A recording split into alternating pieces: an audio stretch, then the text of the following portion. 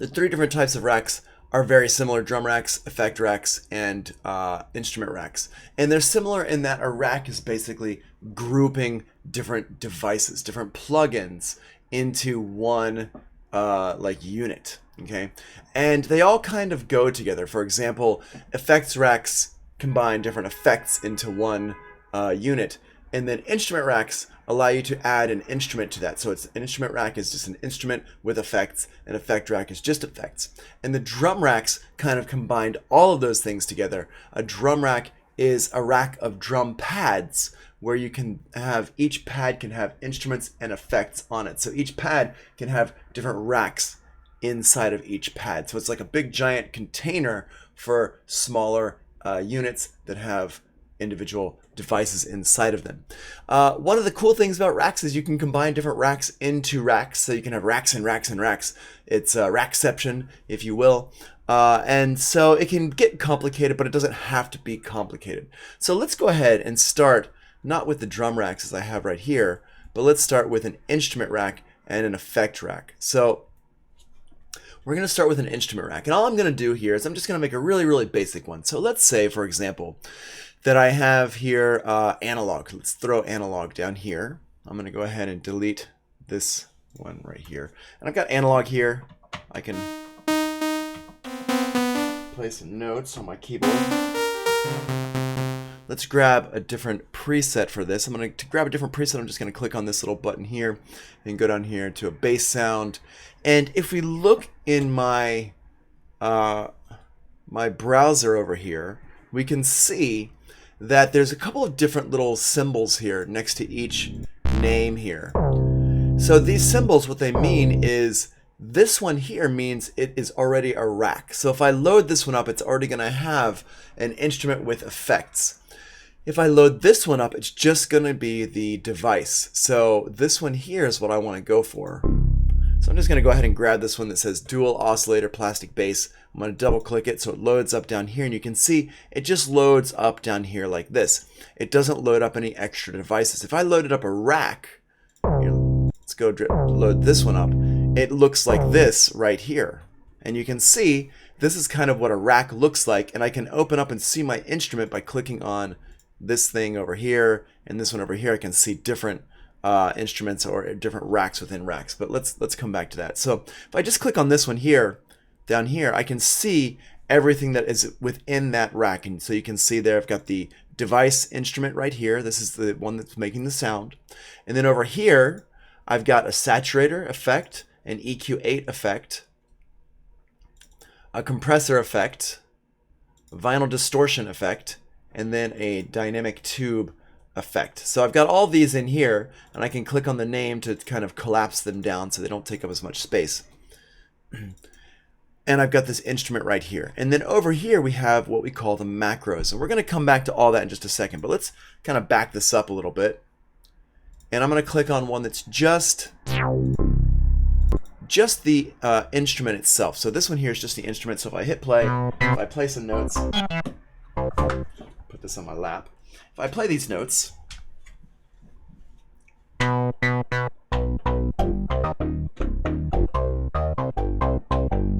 if I make any changes to this instrument here, it's just going to change the sound of the instrument, like any kind of things that are on the instrument itself. So we've got some, we've got a filter here, so I can change that. Right, but it doesn't have any kind of like compression or EQ or anything on it yet. So what I'm going to do is I'm going to go back over here to my effects, and I'm going to go in here to my audio effects and grab a compressor. Let's grab a glue compressor, throw that down there, and let's grab like an EQ, put the EQ in here. Let's see here. We'll use the EQ8. And let's add a little saturation to this because it's like a bass sound. So add a little saturator to this. There we go. And I'm going to use the saturator preset for a bit warmer. To grab a preset, I just click on this little symbol right here at the right hand side. Click on that. That's called hot swap mode. Basically, it's just a fancy name for your presets. I'm just going to double click on this a bit warmer one. Great. I'm gonna go over here to my EQ 8, and we can boost up that low end just a little bit. Although it's pretty high up. I don't usually boost the low end on my bass, but if you wanted to get a little bit more, you could. But honestly, what I'm gonna do instead is I'm gonna cut right up in here. Right around it in here somewhere. Cool. And if I want to pull down a little bit of the highs, get rid of some of that high end there.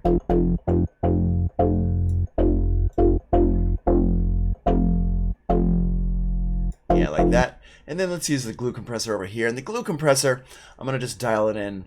I'm going to go ahead and set my attack up. Oops. Turn off this hot swap. I don't want that. Turn the attack up. Turn the release to its faster setting.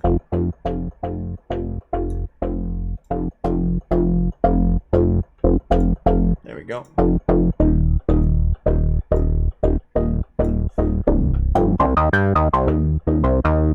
Alright, cool. So let's say that I like this sound here as it is, and I want to keep that sound in there. I want to basically save this sound as like a new preset with all of these effects on here.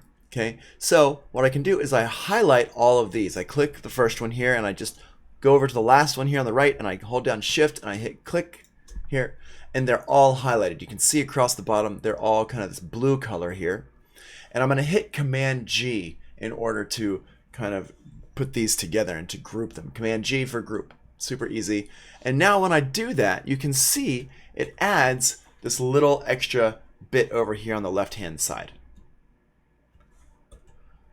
It adds this little bit over here on the left-hand side. And if I want to open this up so I can see the name better, because you can see the name is going up here, it's kind of collapsed down right now. If I want to collapse it further, I can click on this here and it kind of doesn't show anything. But this is not really the way I want to look at my groups. This is like the default setting for this. So what I'm going to do here is I'm going to click on this macro knob right here. And it's going to show me the name of the rack right here, and these macros. And I'm going to explain the macros in just a little bit here. Now, I can see everything that's inside of here by opening up the device window here, this one right here, which it's good to keep open when you're operating on things, when you're kind of changing things, when you're working with it. But if you're just kind of loading up and saving this rack, I usually close these down so I don't see them. And I'm going to give this a name. I'm going to call this one, hit Command R to rename it. I'm going to call it Basic Thick.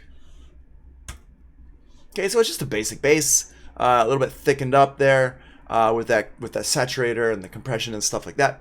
So we got this in here, and I want to save this, so I can go over here and I can click on the little disk button, save that, and it saves it in here.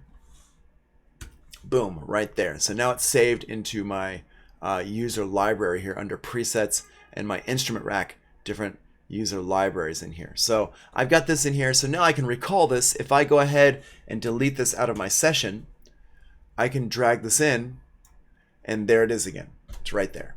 It has everything, all the settings that I had. If I go ahead and close this down and save it again, you can resave over something with the same name. Click on this, and if I just hit return, it's going to ask me, hey, this file already exists. Do you want to save over it? Do you want to resave, overwrite it? And I can just say, yes, I do want to overwrite it, and it will overwrite it. And it just takes the place of the one that was in there previously. Now, when I pull it back up, it's going to go ahead and pull it up without it being open. So it saves it in the state that you had it last. So if I had it open, it's going to save it as open. If I have it closed, it's going to save it as closed. So that's just a little note to keep in mind there, so you can save things and have them kind of pull up the way that you want. Okay, so that's that there. Oh, hey, Jonathan Olivo, how you doing? People I'm missing still. I don't have Dempsey in here, and I don't have Shane Hubbard in here. So Shane, if you're around, let me know. Put your name back in the chat. Dempsey, if you're around, let me know. Put your name back in the chat. So basically, that's the basics of this. Now let's go over this one more time. I'm going to show you this again. This time we're going to use some third-party instruments and effects. That's stuff that doesn't come with Ableton Live, because I just want to show you that you can do this with anything. So what I'm going to do here is I'm going to go down, I'm going to go here to my instruments, I'm going to pull up Contact. Let's load up Contact and load some stuff in here. Okay, so here's Contact. Let's use Alicia's keys. Nice piano sound here. So here's our...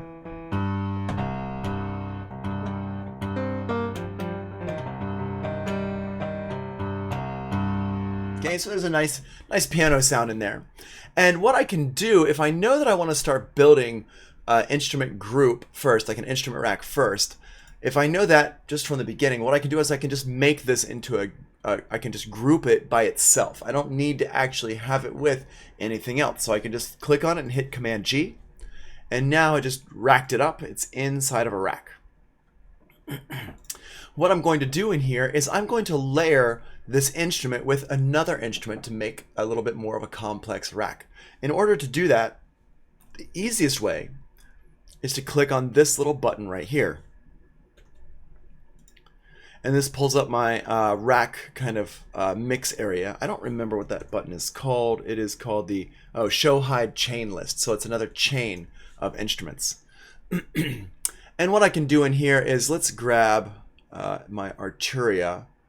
Let's grab a sound from Arturia. I'm going to go into my plugins here, and we're going to load up the Farfisa, which is like an organ. I'm just going to drag that down in here. Now, once I do that, I'm going to have two separate instruments in here. If you listen to that, you can hear the piano and the organ, and I can mix between them by going down here, and I can actually mix between them.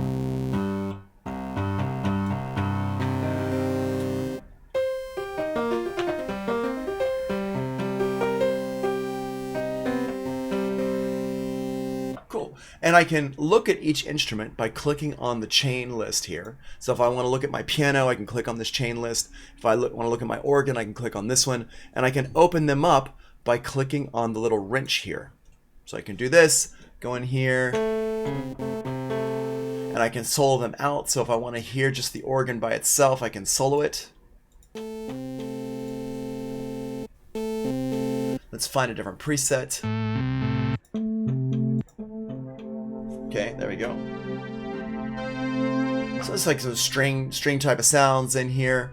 And I'm going to go ahead and pull up my piano again so I can hear.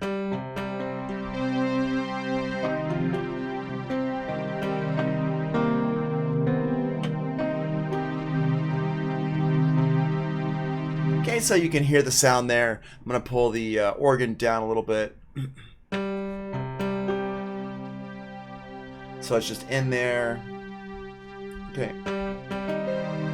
And I can actually add different effects and stuff to this as well. So what I can do is I can click on each one of these chains and I can add effects into it. So let's put a let's put a filter on that organ sound so it can adjust the brightness over time. So I'm going to go over here to my audio effects. I'm going to grab my EQ and filters. I'm going to put the auto filter down here after the organ. Now, check this out. The way this works is, and I have a diagram of this. Where's my diagram? It's in here. We're going to go ahead and look at this right here. So the way this works, this is actually shown inside of like a drum rack, but it works the same way for anything, is I have my overarching rack here, and then inside I've got an instrument and then effects. And each one lives inside the other, and you can kind of see that like this. So if I click on this one, I can see I've got my contact instrument here. And you see how there's like a little space here at the end of this. Okay, this is the space is for the end of this contact chain. If I click on this Farfisa, I have this auto filter that's here, and this has a space at the end of it as well, which means that if I want to put an effect into this chain here with my organ, or this chain here with my piano, and I can rename it. Let's rename it. Piano, Command R to rename it. Call this one strings. Even though it's from an organ, it sounds like kind of strings, like synth strings. And if I click on each one, it's going to show me that chain and those effects. So what I can do here is I've got my auto filter here. Let's go ahead and click on this. And I can adjust my auto filter. So if I see how I can adjust that sound there so it's a little bit darker.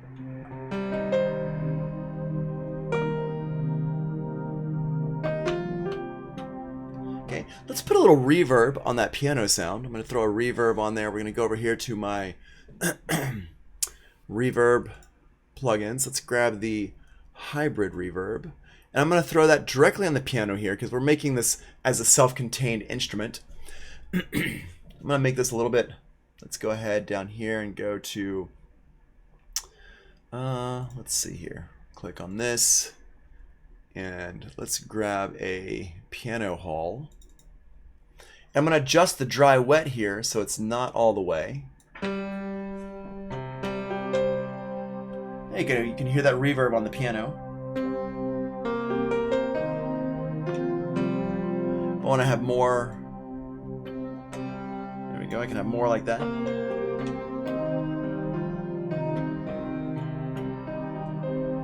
So you can hear it's like a little bit further away.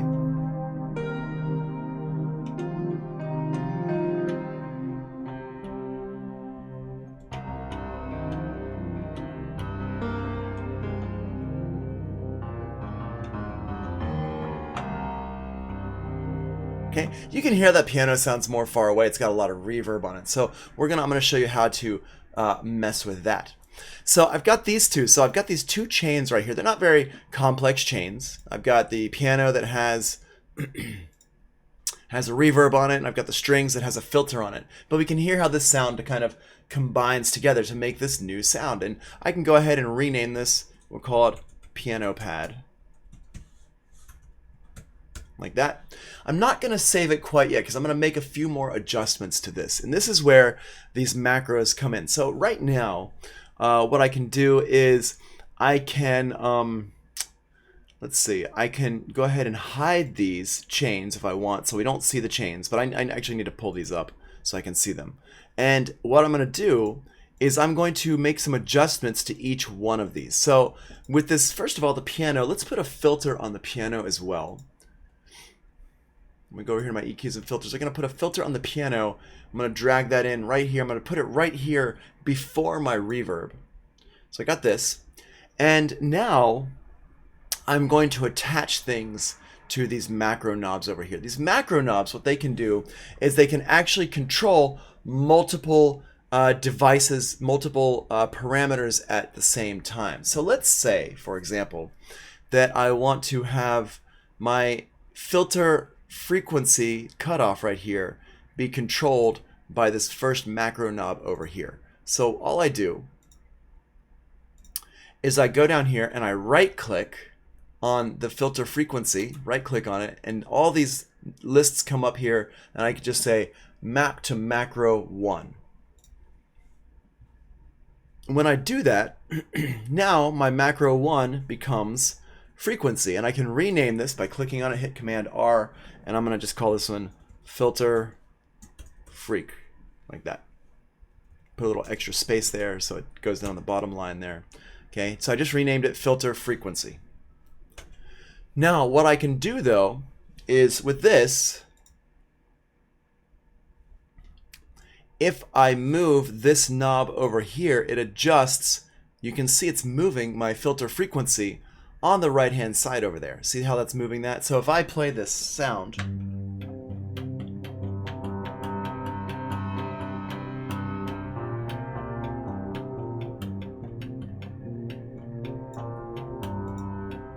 we go. Look, I'm going to put a little bit less steep of a slope there.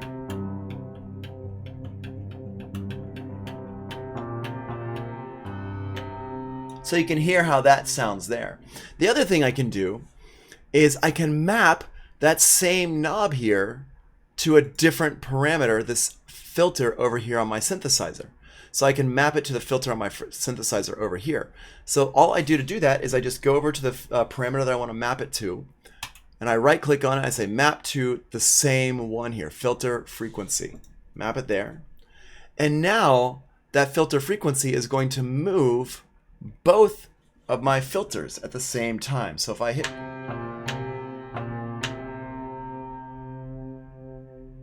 you can hear it's filtering the synth, the strings as well.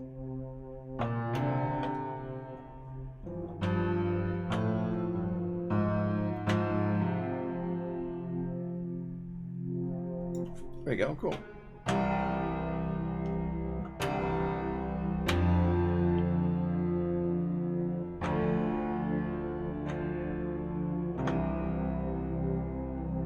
There we go. And I can adjust that with a knob on my keyboard however I want. Hold on, let's go ahead and see what's going on with my keyboard here. Okay, that one's, hold on, that one is not Arturia.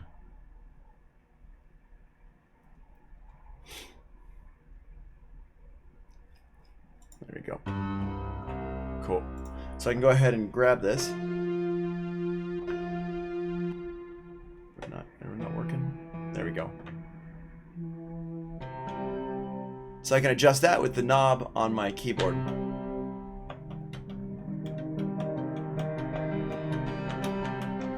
Okay, so I can adjust that there. And let's also adjust this reverb. So I can take this reverb, go over here to my piano, and I can right click on the dry wet knob here, and I can map that to a different knob, macro number 2. And we're going to call this one reverb amount, like that. Cool, so now I've got these two things mapped. Here, there we go.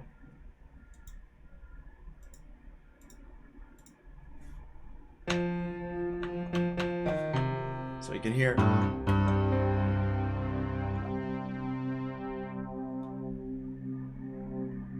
So you can hear how that works there.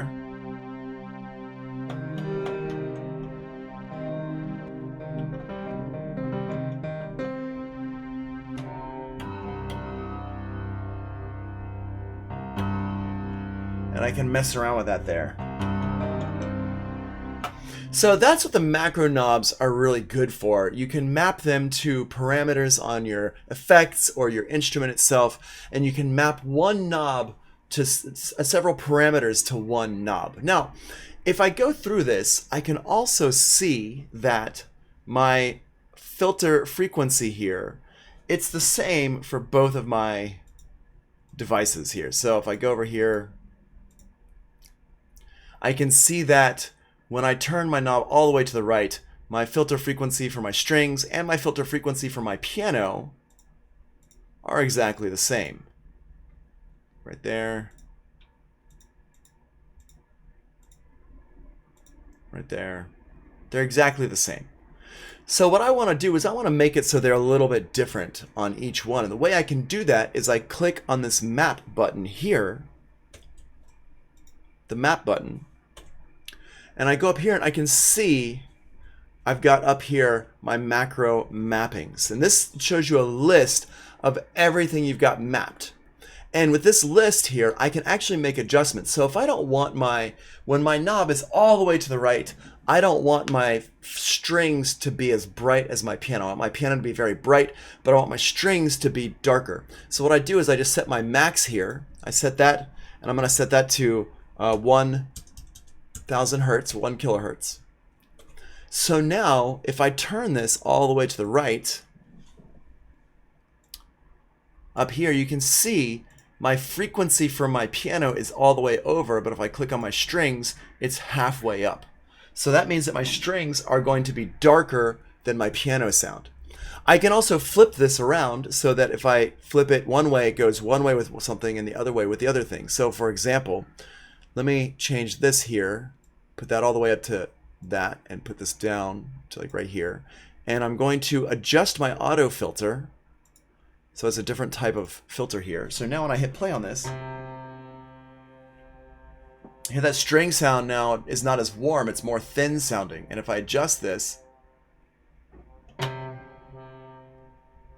they kind of go backwards from each other. Like that. Okay? So they go backwards from each other. So I'm going to undo that one there.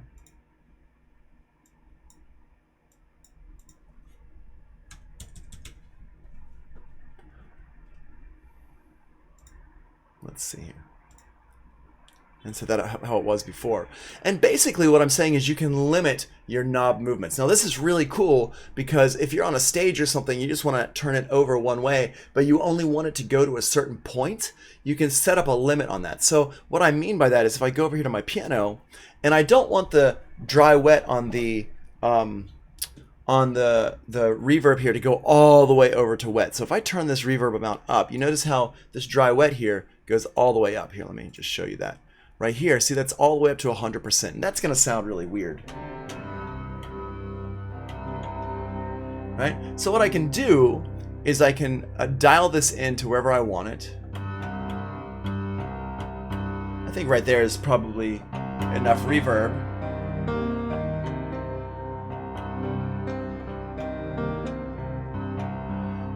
So let's say I wanted that much on the wet end. So if I turn the knob all the way to the right, it's only going to go to 44% on my actual dry wet. So I click on the map here, and I click on this 100% here, and I change that to 44%.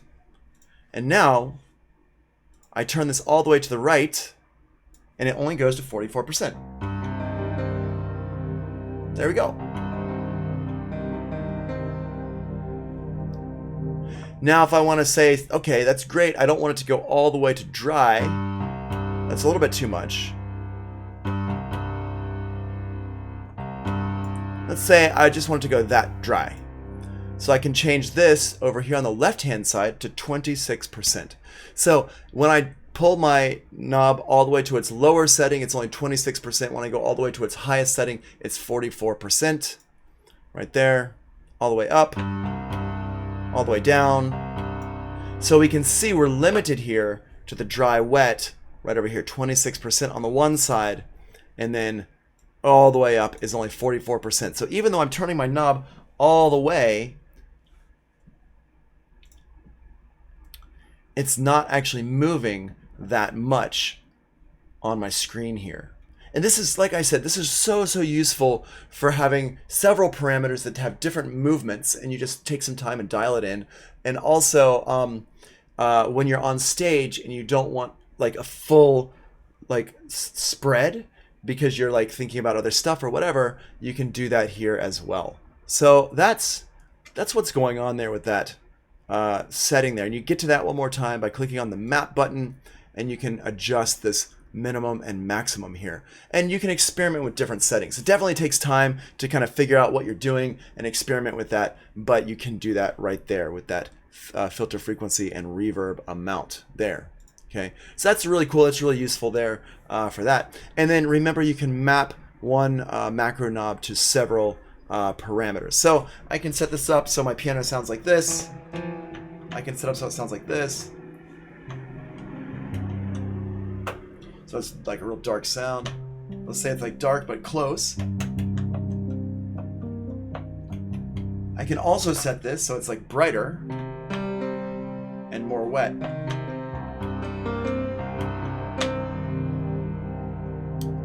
So I can set up those two different settings there, and I've got them, and I can move around between those. I can go back and forth. Now, what else is really cool, and this is new for Live 11. So if you have been using Live 10, 9, whatever, and you're new to Live 11, there's a really cool feature over here. They call it variations. Macro variations, and that's these right here. So what I'm gonna do is I'm gonna pull up my macro variation window here by clicking on this little camera thing. And I can pull up this macro variation, so I just play it in. So I want this one here. I'm just gonna click new, like this, boom, and it's called variation 1. I'm gonna rename that. I'm gonna call that one Bright Cave. And I'm going to adjust these.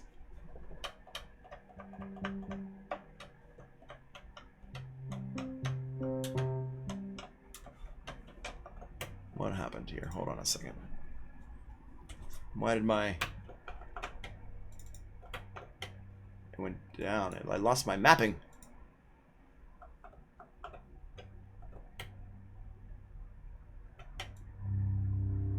Here, I'm going to adjust this so it doesn't go all the way down to right there. 200 hertz on the piano. There we go. I never set it, I guess. Yeah, there we go. So I go all the way left here. So I have that, and I can save that as a new one. Go over here, click on that new button, Command R to rename, and I'm going to call this one Dark and Close, like that. And now I can actually go back and forth between these. So if I click on this one here, my macros snap to that position. And I can click on this one here, and my macros go to that position there. So basically what I'm doing is I can set up these cool little presets just by adjusting the knob position on my macro controls here. This is great because what it enables me to do is it enables me to put a synth or an instrument in there, mess with some settings, and save that as a preset that's not saved as part of the synth itself. This is a really great little feature. It's something that that I didn't even really realize that I wanted until they added it in. I really am very happy with this. And what I've been doing is actually spending time messing around with different presets for synths that I use a lot to set up different settings and stuff like that. So I'm going to go ahead and save this. I'm going to close these windows down like this so we don't see the windows anymore. Great. And I'm going to go in here. I'm going to hit, it's called Piano Pad. I'm going to hit my disc here. So I'm going to save it in like that. And so now when I pull up my Piano Pad, it's going to pull up with whichever preset I have clicked on here right now. There's the bright, there's the dark cave close, and the bright cave, which I think is pretty cool.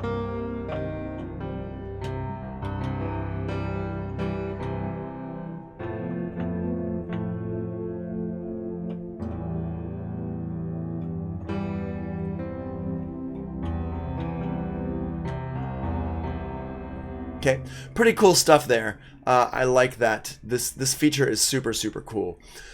I've loaded up into several instruments over here. So for example, let's go over here and take a look. I've got these like bell sounds in here, and so what I can do is I can just go and I don't know which one of these actually has a lot of that going on, but in here, yeah. So I've got this one in here, and I can adjust to kind of change these up.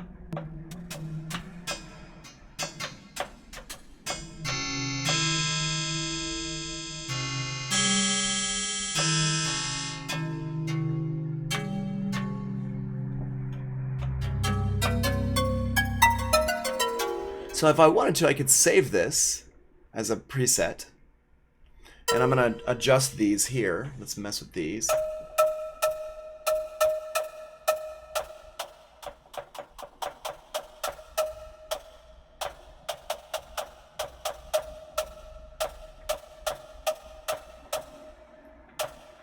Let's see, what do we got?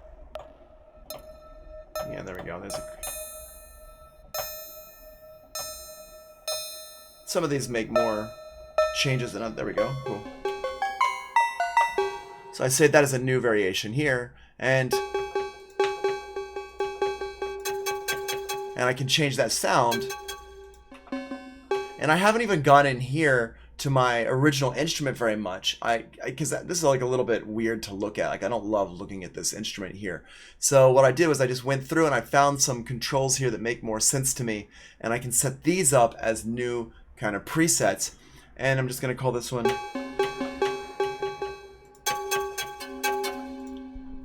Chiffy, and this one is called Whoops. Oh. This one is called metallic.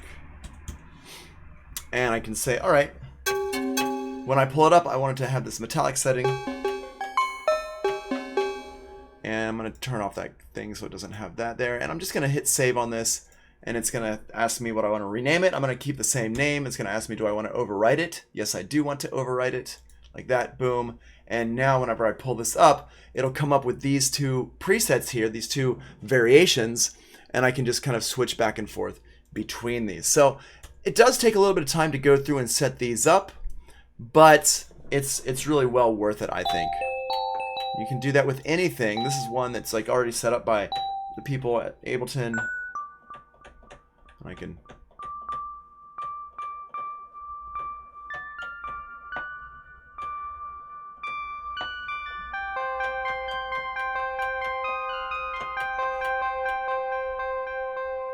just go ahead and set that variation up. Let's change the sound around a little bit.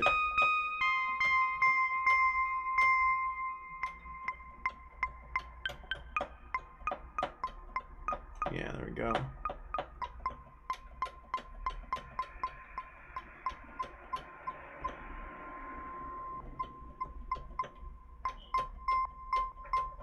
There we go. Cool, set that up. We'll call this one here. What does this one sound like?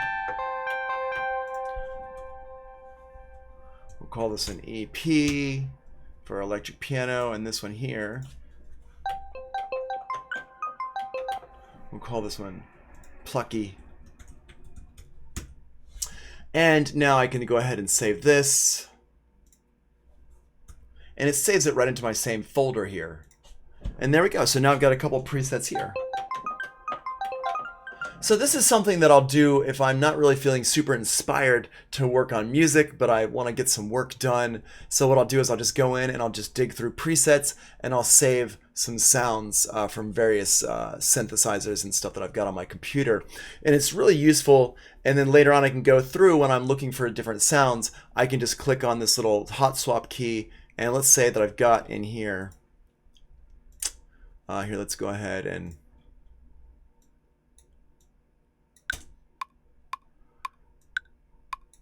go ahead in here and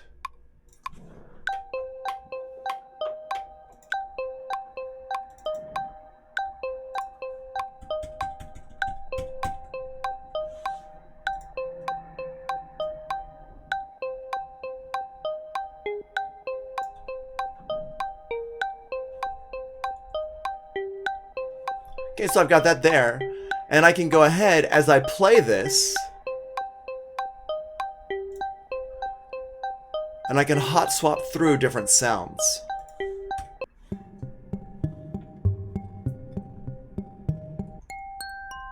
And I can just hot swap through these by hitting the down arrow, and then I just hit return when I want to hear it.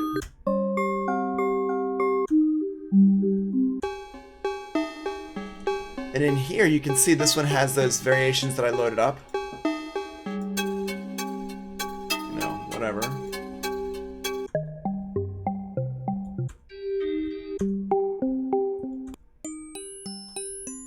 And in here,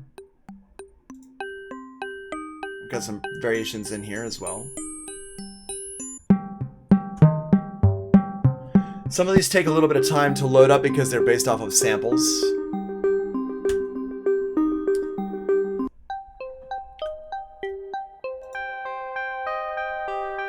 Okay, and you can see that these here, the way I've labeled these is these say chroma, which is for short for chromophone, so I know which plugin it comes from, and these ones say L11, which means it comes from Live 11. So I can just see immediately where these presets are coming from. This down here says Omni for Omnisphere. So I haven't done a whole lot of these yet because it's like something new that I just started doing when I got Live 11. Because of this feature here, I really started doing it more. So I haven't done a whole lot of this yet, but as I go through, I map stuff out as I go so that it's like something I don't have to worry about later, and I can just flip through them really well. So I'm going to start going and doing like piano sounds and string sounds and pad sounds and just finding a bunch of sounds that I really like to use and I'll kind of narrow those down into more and more favorites. So eventually I just have like a really like nice toolkit of sounds that I can use for getting ideas together and stuff like that. So that's basically that's kind of all the things that we can do with an instrument rack. There are a couple more things here, and I just want to pull those up and show you. So let's go back over to my user library and grab this piano pad again, because the piano pad has 2 instruments in it. So in here,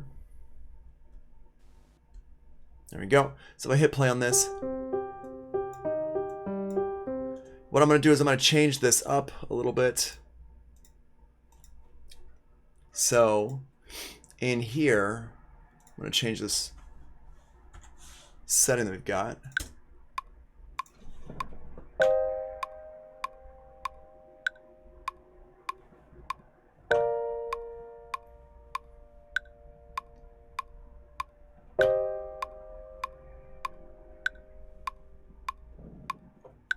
Okay, cool. So we got that there. Now you can hear, we don't hear those strings. So I'm going to go over here, and we can hear those strings better.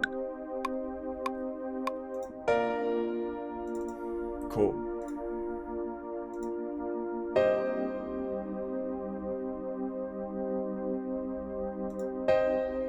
Awesome. Okay, so we can hear those strings better. Now, if I wanted to go back and forth between these strings and the piano, so I want to have it so the piano doesn't sound at all, I can also set that up. So I'm going to go back down here. I'm going to open up my little window here, and I can see between these two here. And an easy way to kind of set these up, I can set them up by a couple different ways by using these up here. These are called the zone editors. So these zone editors, right now they're hidden, but if I open them up, I get 3 options here. I got chain, velocity, and key, which is like key map. So key and velocity chain stand for key map and velocity map. And then I've also got this chain button here. Now, the key map, what it does is it allows me to map the instrument to certain keys on my keyboard. So I could set this up so I've got my piano in the left hand and my strings in the right hand. And what I do to do that is I can see my keyboard map across the bottom down here. And if I hit my key on my keyboard, I can see here's where we are on the keyboard. So let's say that I want everything below this to be the piano, and I want everything above it to be my strings. So I can set up my key map like this, and now if I play my left hand, it's just the piano.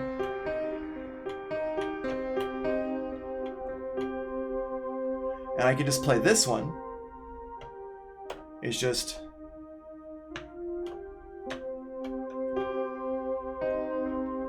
so I got my strings in my right hand and my piano in my left hand.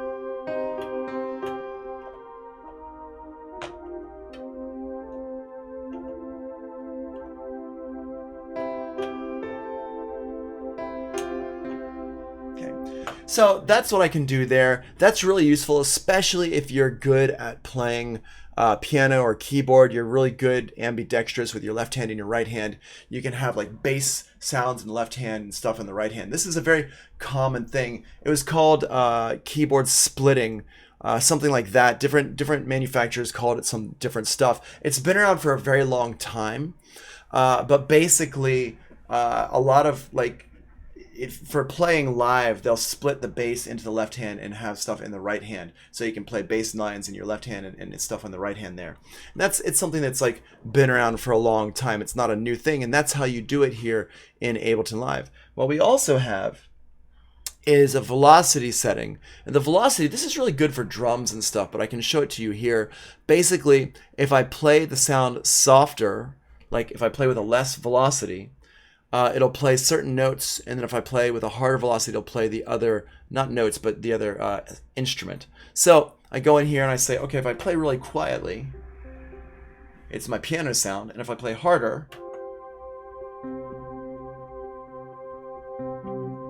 and you can see in the middle, it kind of crosses over.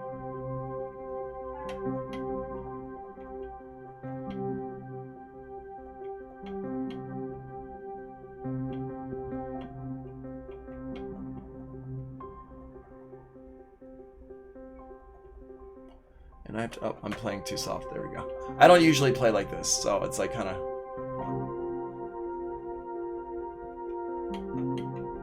But kind of neat, you can hear.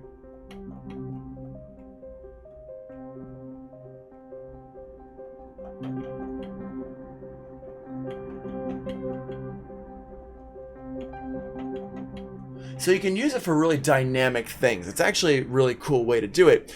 Basically, one more time, it's just setting my velocity, so how hard I hit the key on the keyboard is going to play more or less, depending on how I set this up. And you can set it up with multiple instruments. You don't have to just stop at 2 instruments. You can have as many instruments in a rack as you want. You can have all the instruments you want. Then the last one here is chain, and chain allows me to do the same thing, but it allows me to use a controller to adjust it. So what I'm going to do here is I'm going to set up my strings on the right. I'm going to set up my piano on the left. I'm going to go in here, and I'm going to have a crossover in the middle, a pretty big crossover here. Let's go like this. And we're on this side here. Nice big crossover.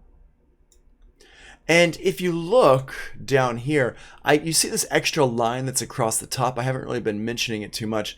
This line allows me to do a fade on that sound. So I can do a crossfade like this. So now what I can do is I can map this area to the macro number 3 here. So I right click down here and I go to macro 3. And where you want to right click is just down here where this line is, because this line is going to adjust how I hear the sound. So I'm going to right click on that and adjust that to macro 3.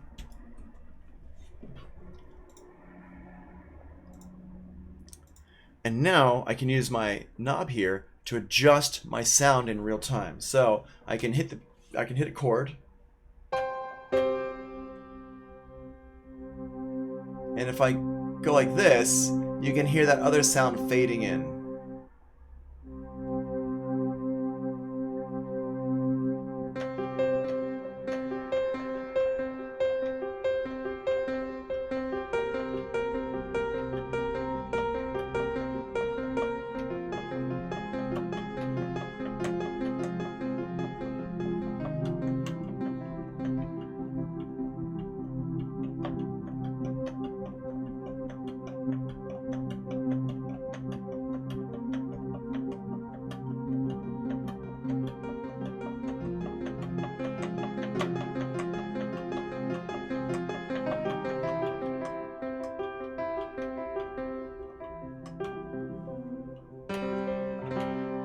So there you go. You can dial that in, and you can adjust these however you like. So I can have it so my keyboard sound goes, my string sounds goes all the way down to the bottom. Whoops. Click on this again. Hold on. It keeps selecting. There we go.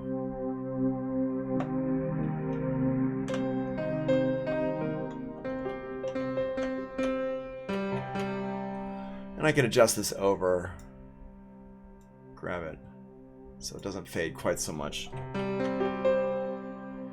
So we still have the strings in there. So you can set it up however you want, really. You can see how that works. It's super cool, really, really useful for this. And it allows you to do a level of sound design that's really not super easy to do in other DAWs. I really love this feature. What I'm going to do is I'm going to go ahead and close these down so we're not seeing anything. And I'm just going to say piano/string like that. And I'm going to close this down, the chain, so we're not looking at it here, and close this down. So now I can see this, and I'm going to set this up so like it's right in the middle. Come on.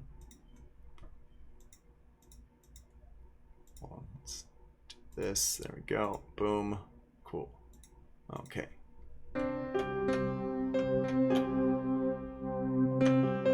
So it's like right in the middle there.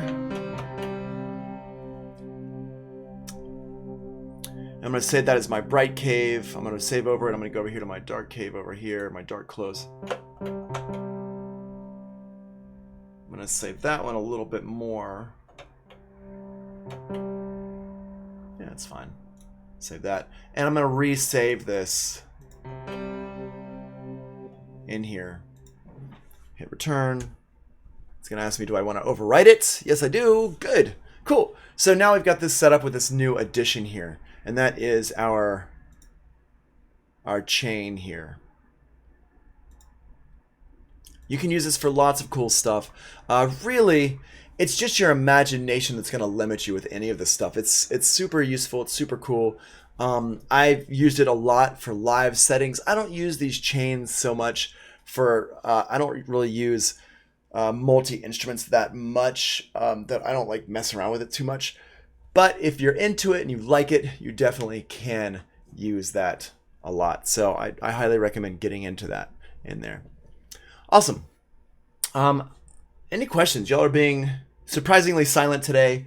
Any kind of questions that you want to ask, please go ahead.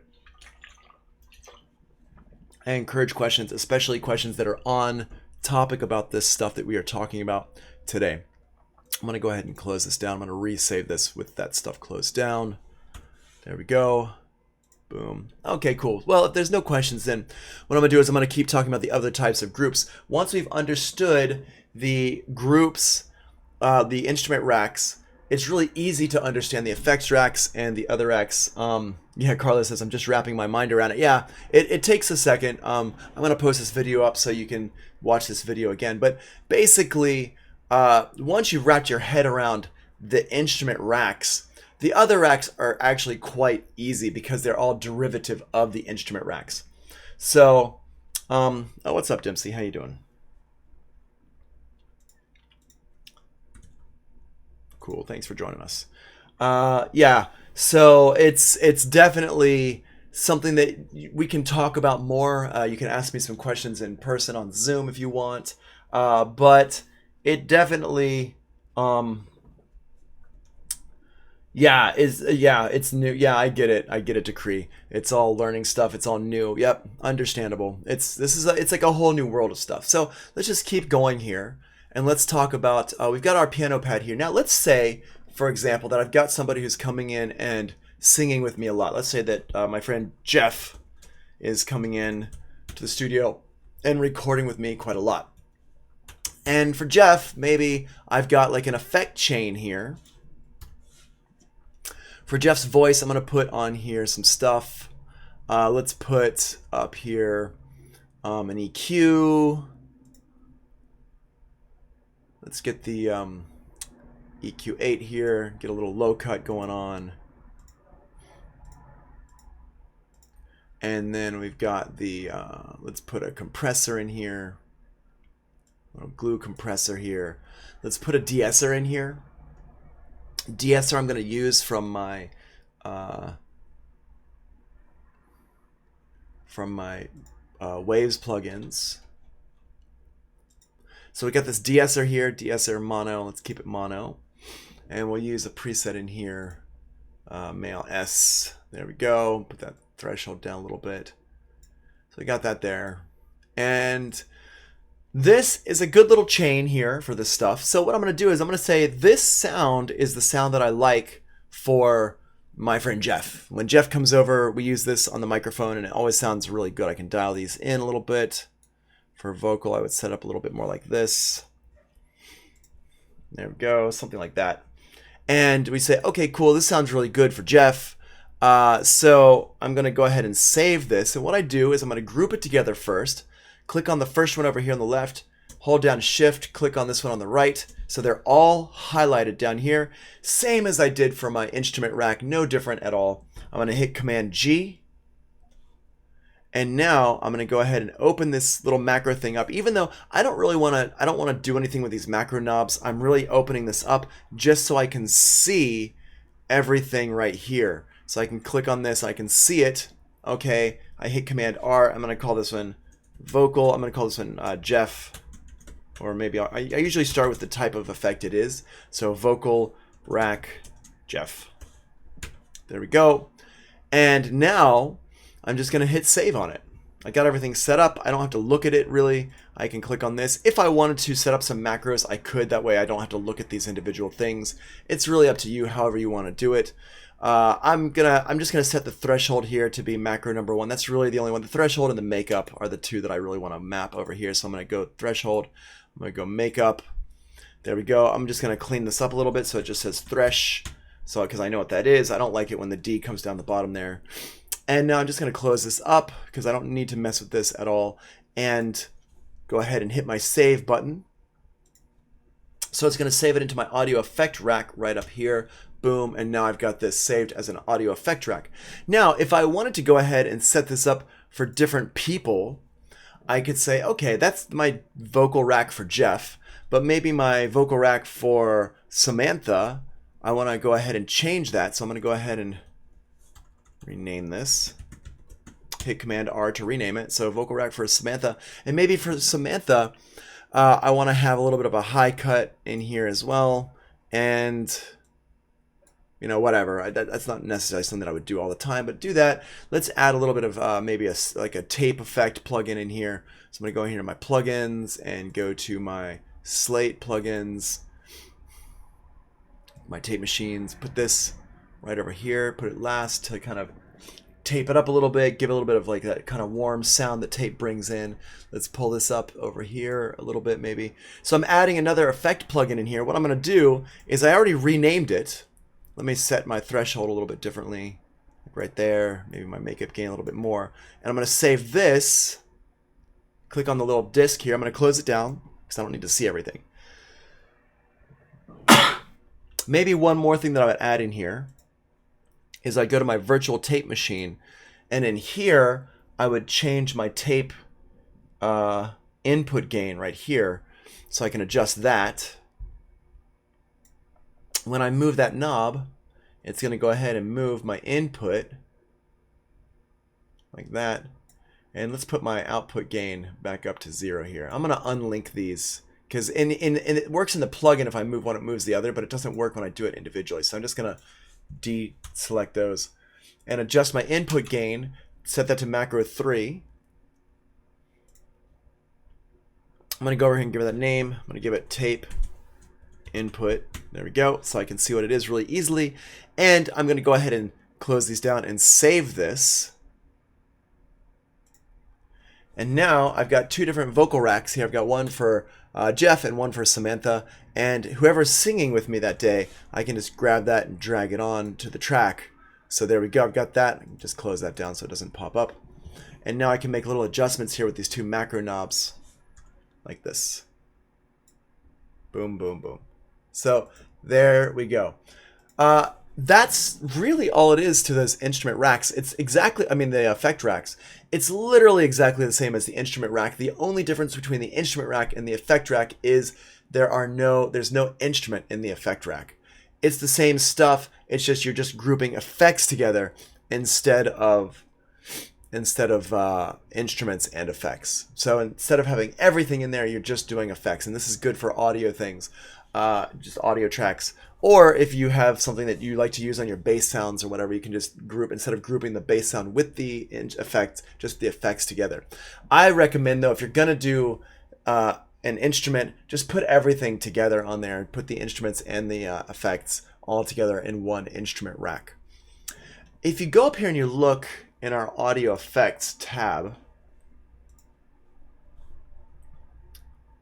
let me see. Oh, wait. Yeah. You go under utilities here in our audio effects tab here on the left. Go to audio effect rack here, and it pulls up a bunch of audio effects rack. You can see mine are down here that I just made.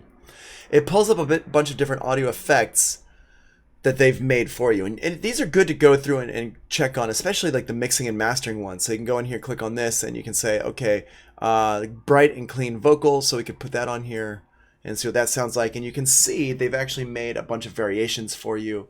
If we go here to like our bass sounds, let's go over here to instruments. And it says OKW bass cream.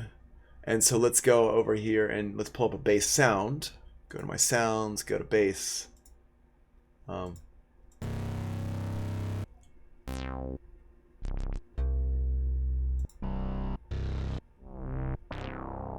let's grab this one here. I'm going to pull this one into my piano over here. So I play. And it's just a fairly basic sound. So what I'm going to do is I'm going to go down here to my audio effects, and let's grab this one here and just see what this sounds like. You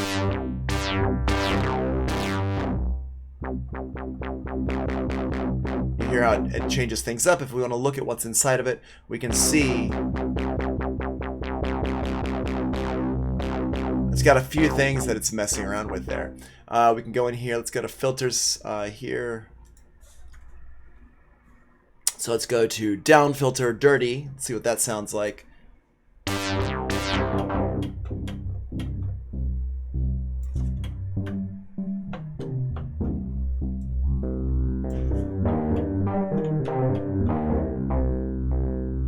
Cool. And we can try different things. And so these here, there's like different ones. You've got a whole bunch of different sounds in here. I've got these OKW. I don't know what these OKW ones are actually from.